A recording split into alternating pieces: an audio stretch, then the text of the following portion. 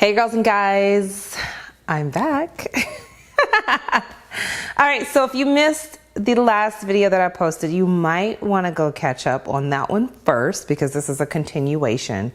And you may not understand some of the things that we're talking about. Now, if you are excited about us being back and you're enjoying these getting caught up videos, please don't forget to hit the like button and subscribe. If you haven't already, I would love to have you join the Sister and Brotherhood and come hang out with us on the couch and have a little chit chat and get to know each other. Okay, all right, so now let's get to this video because I'm stalling and totally procrastinating. Oh my God, I'm not ready to do this. But here goes nothing, child. All right, so listen, I'm just gonna forewarn you guys, this is very difficult for me to talk about. It's very uncomfortable. I'm all sorts of anxious. I've had to talk myself into this over the last couple weeks. And really it's been longer than that, but like really planning out this video, it's been like a couple weeks that I've had to kind of talk myself into actually doing it. I told you guys that I moved to Texas for a particular reason, and I'm gonna start from the very beginning. Look, so about a year ago, I was starting to really have this urging sensation to be closer to my family again, especially my parents. My parents are getting up there in age and they're in their 70s and they are so funny, by the way. My parents are crazy. But while I was living in LA and in Vegas, I would spend about an hour to 2 hours, no joke, like not even exaggerating, talking to my parents on the phone at least once a week, but sometimes like 2 or 3 times a week because we have that type of relationship. That was always the hardest part for me, being away, especially out of state from my family. And like the last year, I started thinking a lot about, wanting to I just kind of wanted my mommy, and I have a lot of friends who unfortunately don't have their parents. I'm sure a lot of you have lost either one or both parents, as we get older. That's the natural cycle of life. And I started to feel like I was taking it for granted that I could actually be around my parents and be in the same city with them if I chose to do so. While I was in LA, I spent a lot of time trying to con and convince my parents to, uproot everything and come live with me in LA, even Vegas especially. So I was already in this mindset that I needed to just be with my family. So we're gonna set that on the back burner and let it simmer for a while, okay? Now, speed back up. I guess it was about a year and a half ago, I don't know exactly, or maybe, no, it was about 2 years. It was like right after I kind of moved to Vegas. I had just gotten so fed up, y'all, with dating. I've been single or divorced, I should say, for just about 12 years. And it's been a long 12 years. That's not to say that I haven't had relationships within those 12 years. I had a couple, especially like one really solid relationship in between that time. And those relationships were great, but they weren't a forever relationship. They weren't, the super long term. And probably going into them, I probably knew that in the back of my mind, but it was fun while it lasted, kind of thing. But for a good part of that 12 years, I was single, like not in a relationship at all.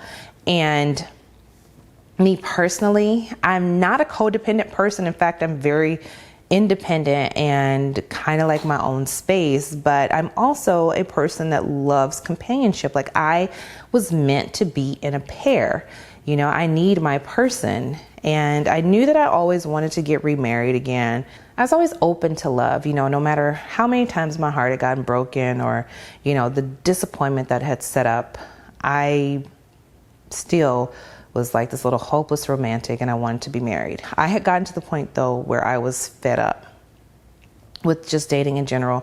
And as I mentioned in the previous video, my relationship with God has always been pretty strong in my own viewpoint, but it really started to change and take on even more beautiful shape after I moved to Vegas. And I really started seeking God a lot more and just being very honest with myself and honest with, with God about what I thought my needs were and my desires. And it just really kind of transformed and shifted to the viewpoint of, God, I really want what you want for me. I no longer want these things. I no longer want what I want. I want to have what you want for me, because then I know I will have true joy. You can have happiness and not have joy. Like, happiness and joy are two different things. And joy is an actual state of mind. It's a being, while happiness is something that's temporary, and you can have happiness and then it can disappear. You can have happiness and disappear. But with joy, you can be sad, but still be joyful. I don't know if that makes sense, but that's the place that I wanted to be and rest in and to live in. And I just really wanted what God wanted for me. So I decided to just totally give up dating. I was done and over with it. I had one last bad little, or I wouldn't say bad, but negative run-in. And I was like, I don't need this toxicity in my life anymore. And God, I just want what you want me to have. And I accept, if you want me to be single, then that's what I'm going to be. If I'm supposed to leave this earth doing your work and be single, sit on the rocking chair, hopefully you allow me to have like a friend to like sit on the rocking chair with, on the porch, then that's what I'm going to be, because I will find joy in that as long as that's what your plan is for me. And I really conceded. I kind of just like gave up. I was like, I'm done. I'm not doing this anymore. And it wasn't long after I had transitioned my mindset to that, oh gosh, here we go. I ended up meeting someone that was definitely sent and put in my path, I should say, by God. I stopped looking, and then God sends me what I want and what my desires were. Now, I've never been the person, I would always say I would never have the audacity to give God my list and have a list for God and say like, oh, these are the things that I want in a man. No, I was never that person. I was always more like, just give me what you want and I'll deal with the rest, because you'll put it in me to desire this person, or whatever the case may be. But God still knows your heart, even if you don't share it with him. And in my heart, I guess there was a list planted, and he checked off every little box, every little thing on that list, and just handed it to me on a platter. I had a really terrible experience when I first started out on YouTube, and I was in a relationship, and not you guys, but they were mean. People were terrible. There were like hate blogs out about me and a whole lot of stuff. And I vowed, I was like, I will never put my business out there for y'all to see and judge me again. And so I didn't, and I kept it private until now. And some of you are probably wondering, we're like, girl, we didn't need to know. Like, why are you telling us now? Honestly, it's because I'm in a different place mentally and spiritually than I was back then. Back then, I was very insecure about who I was as a person, still trying to find myself. Today, I feel like by sharing my story and sharing this place and space of my life, I know that I'm going to be able to help someone else who may be going through a similar situation, or maybe are coming out of a similar situation. And if I can help you, then it's all worth it, because I'm secure with who I am and where I am in my life. And so it doesn't really bother me anymore. The anxiousness just comes from this being very new and doing this for the first time, you know, talking this out aloud to the public, putting it all out there for the world to see.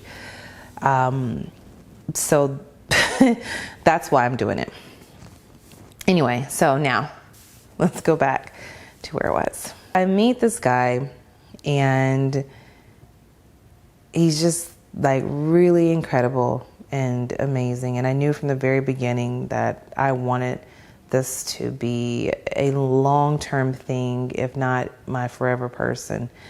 And so, you know, we progressed in our relationship. And of course, you guys are none the wiser. Everybody thinks I'm like single. And, you know, we got engaged and got married.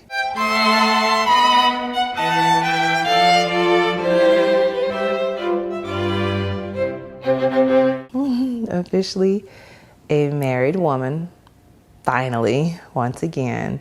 And my husband, oh, I've never said that before on camera. Ooh, child. Okay.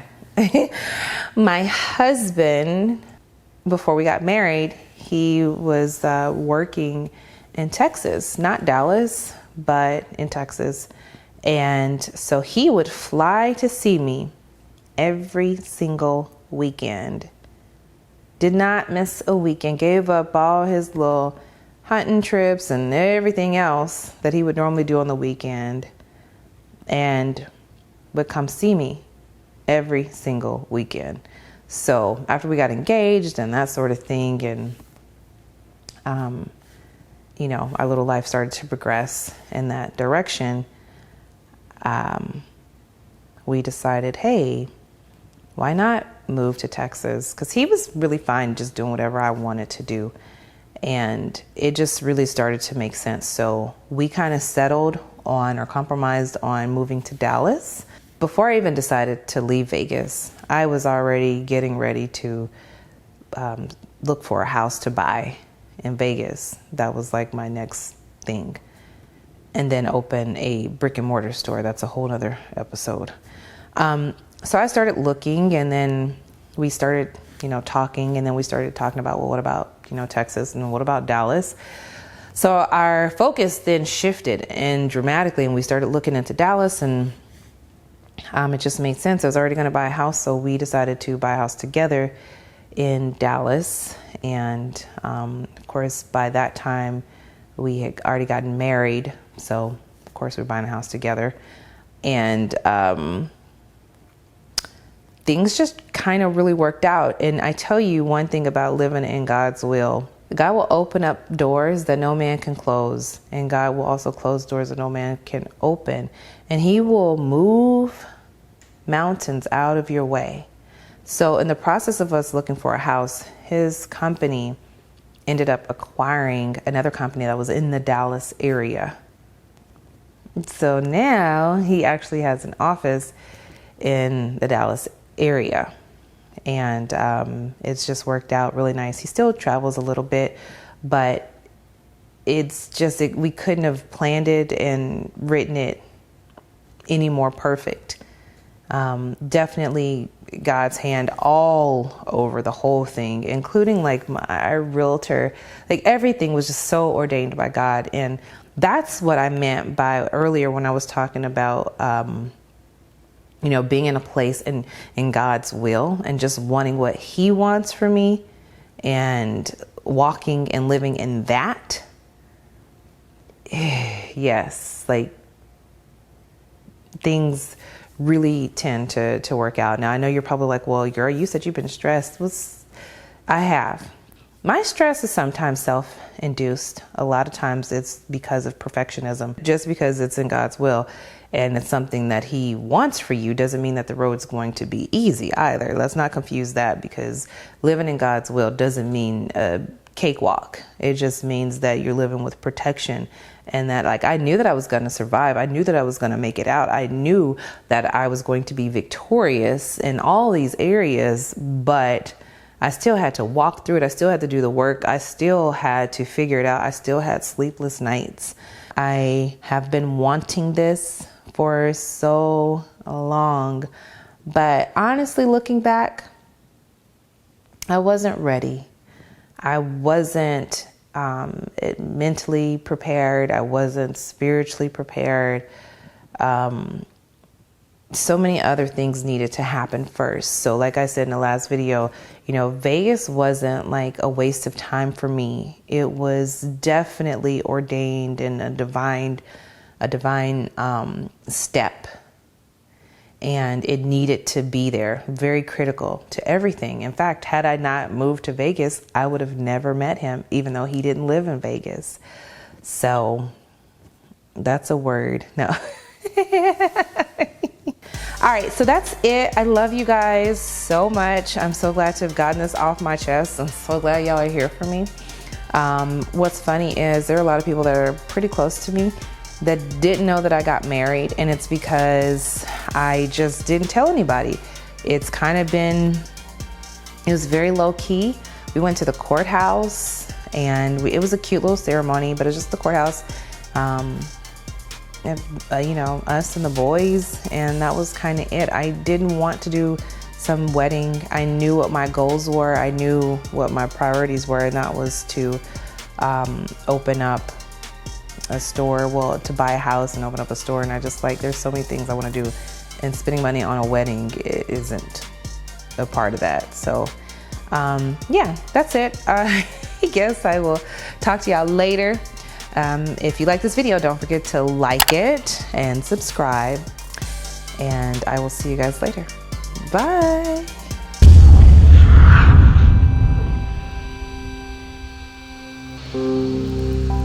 I'm a dork.